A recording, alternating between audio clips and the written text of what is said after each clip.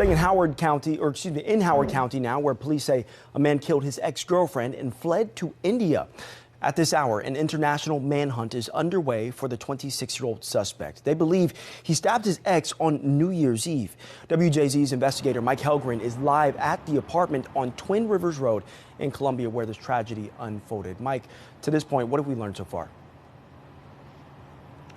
Bryant, police do not have a motive, but they do believe this was premeditated.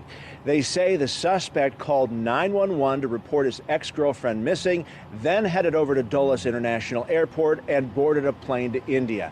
We want to show you some pictures of the people involved. Let's start with the missing poster for 27-year-old Nikithya Gadashala. She was last heard from a little after 7 o'clock on New Year's Eve.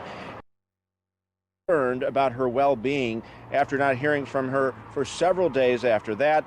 We just got in a photo of the suspect in this case, Arjun Sharma.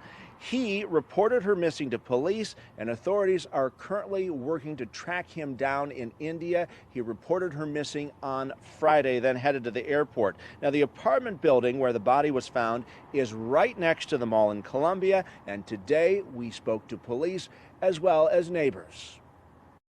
We're working with U.S. federal law enforcement who will work with Interpol to be able to start tracking him and hopefully eventually arrest him. So it really came, the whole investigation lasted maybe 48 hours from the time that he actually reported her missing to the time when we discovered her body and issued an arrest warrant. You saw police out here? That's correct. Saw 3 squad cars normally parked right there, which is not unusual in this area either, but didn't know about this story. Now, police did issue a search warrant and were able to retrieve multiple items from the apartment here. We also heard tonight from the Embassy of India. They say they are in touch with the victim's family as well as local law enforcement here in Howard County. We're live in your corner in Columbia. Mike Helgren, CBS News, Baltimore.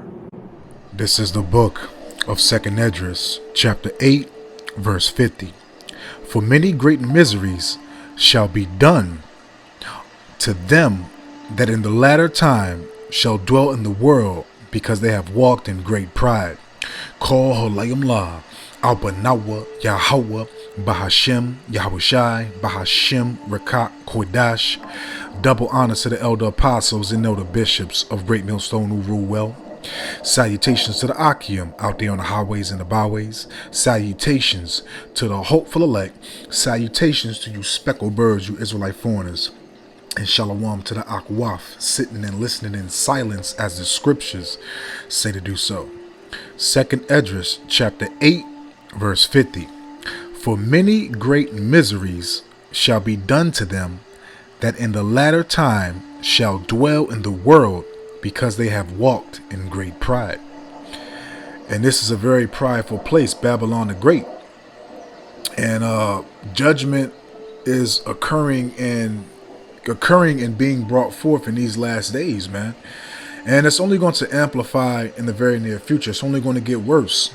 Civil unrest, lawlessness, sedition, everything that the Bible predicts and prophesies.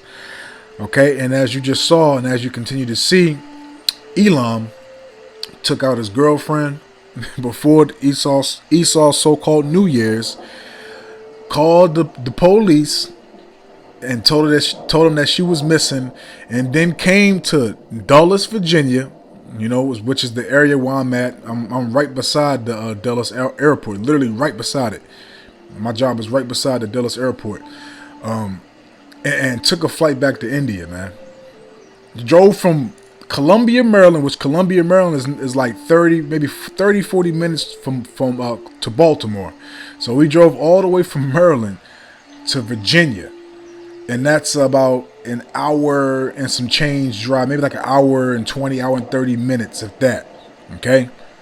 But again, 2nd Esdras 8, verse 50. For many great miseries shall be done to them that in the latter time shall dwell in the world, because they have walked in great pride. And again, this place is very prideful, especially when it comes not only to the so-called self-proclaimed white man, we know that, but especially to these women, man. because America, aka Babylon the Great, gives these women all these benefits, so much liberty, to gad abroad and to do as thou wilt, and to have and not to have any accountability for their actions, man. And the only thing that I could think of, which is probably correct, is that this woman, his woman, was more than likely probably about to leave him for another man, or she was talking to another man. Okay, because that's one of the main reasons that'll make a man literally flip the hell out. Okay, point blank, period, man. And again, it's getting more cold, more what's the word I'm looking for?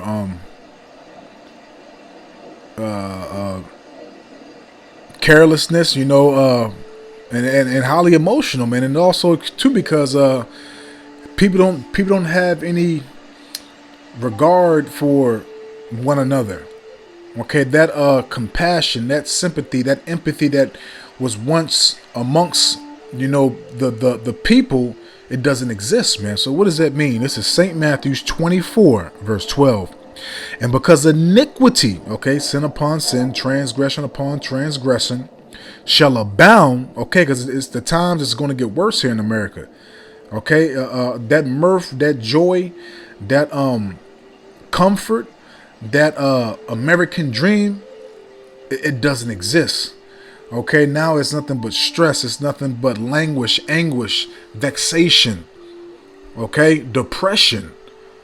Okay, nothing but problem upon problems. Okay, St. Matthew 24 verse 12. And because iniquity shall abound, the love of many shall wax cold. And this was some cold shit.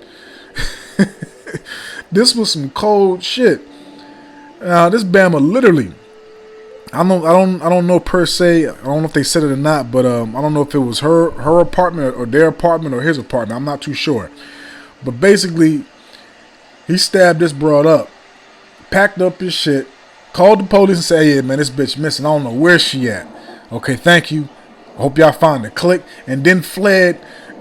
Instead of him going to the BWI, the Baltimore, Washington, I think it's BW. I forgot what's the It might be Baltimore Washington International Airport. I'm not too sure. I might be wrong on that, but it's called the BWI. Instead of him going to the BWI, he drove all the way an hour and some change to Virginia, to the Dulles Airport to catch a plane to go back to India, man. And this had to be premeditated, man. Okay, because this is very logical, man.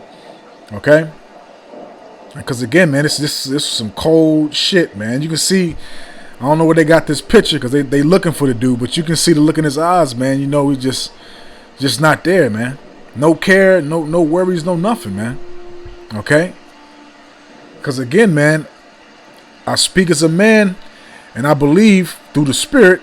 The reason why he did this because, one, she might have been leaving him for another man, or he might have caught her talking or entertaining or committing adultery on him with another man. So what does that mean? Because he didn't spare, man.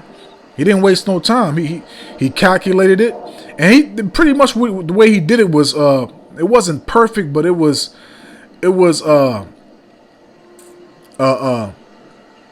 what's the word I'm looking for here? It was sort of formulated in a way where he could get the upper hand and flee in a good amount of time, because he did this on New Year's Eve, if I'm not mistaken. And when New Year's Eve, it's a lot of stuff going on, a lot of things are closed and stuff like that. So he had this premeditated. This is the book of Proverbs, chapter 6, and also Salaki. This shows you too, man, that you women, man, your foes, your enemies is going to be those of your own household. And, also for your kids and you men too. Okay, those are going to be your main enemies, in these days to come is the people in your household, man. Okay, because times are going to get tough. Times are going to get real greasy, man. It's like a grievous. Okay, so Proverbs 6 verse 34. For jealousy is the rage of a man. He will not spare. Therefore, he will not spare in the day of vengeance. And this dude didn't spare, man. Obviously, He more than likely had this premeditated, bought his ticket, didn't say nothing, got everything lined up, and then, laid her out, stretched her out in the crib, and then before he fled, he called the authorities and said she was missing. But he thought that was going to be a good excuse, because again, I don't know if it was her crib that he did it at, or their crib together, or his crib. I don't know. Okay, but the one thing that'll make a man do this again is if your woman is laying with another man. Okay, and when a man has that rage of jealousy, man, it's a wrap, man. Because you're literally, you women, if you don't understand this, you're a possession, man. You're a possession. First and foremost, you belong to your father and your mother. Then your father is supposed to get you a man of understanding to take care of you, for you to be with, for you to be a helpmeet to, etc., man. Okay, you're not supposed to be choosing your own mate in this captivity in this world, man. That's why you have a lot of these women that are bugged the hell out with different DNAs, different spirits, and I can't decide. You're not supposed to decide, okay? Because your decision is off emotions and how you feel. And this one right here, he makes me wet. He gives me butterflies, and then when you find out, start involving yourself with that dude, you find out he ain't shit. But the actual man that you're supposed to be with, he's boring. He's predictable. He's this, he's that. But you want those things once you hit the age of 40, 50, and 60, and you want those men to actually treat you like something. Okay, but that's another lesson for another time. But I made a quote. Let's get that preset real quick, and we'll grab one more and we'll close out because the point is made. This is St. Matthew's 10, and I'm going to read...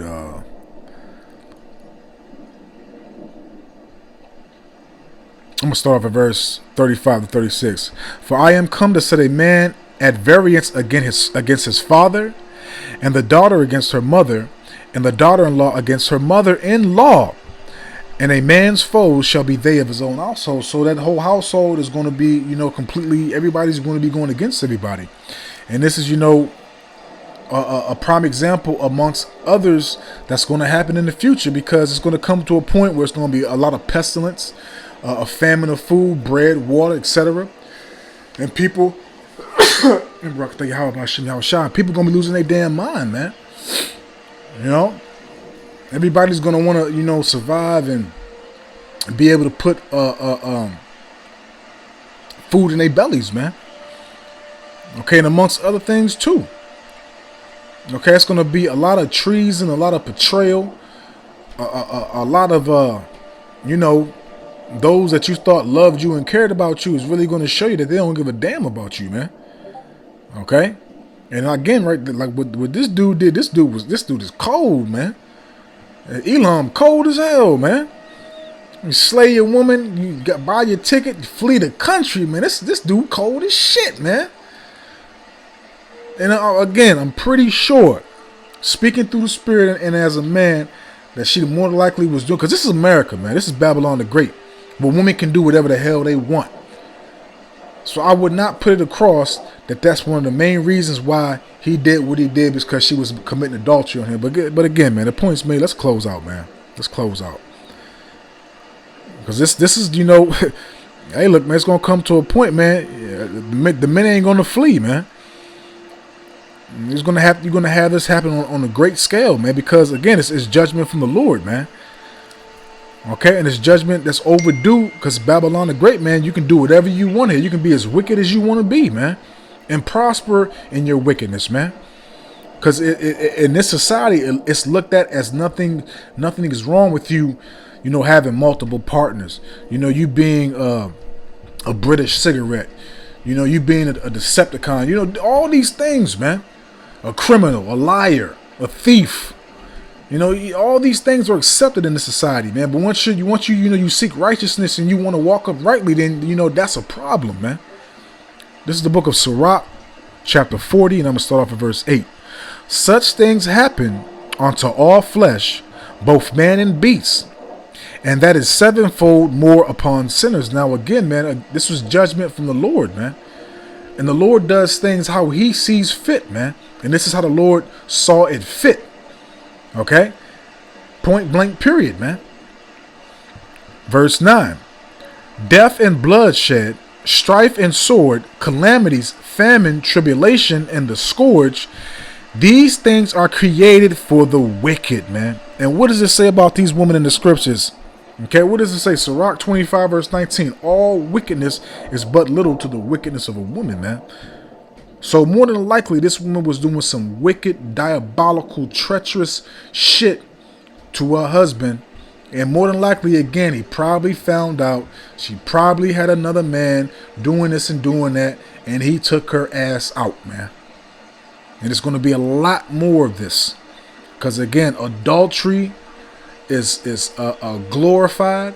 Adultery is something that's embraced in this captivity, you know. So hey, man, stay tuned, man. It's more to come. And again, you rise up, you women that are at ease, man, because hey, look, man, if you don't get right, the Lord gonna get you right, man. So I don't want to route to Zah, man. I hope and I pray that this is edifying, uplifting, and informative to the true, sincere Aki and Akwa. So with that, I'm just gonna say Shalom.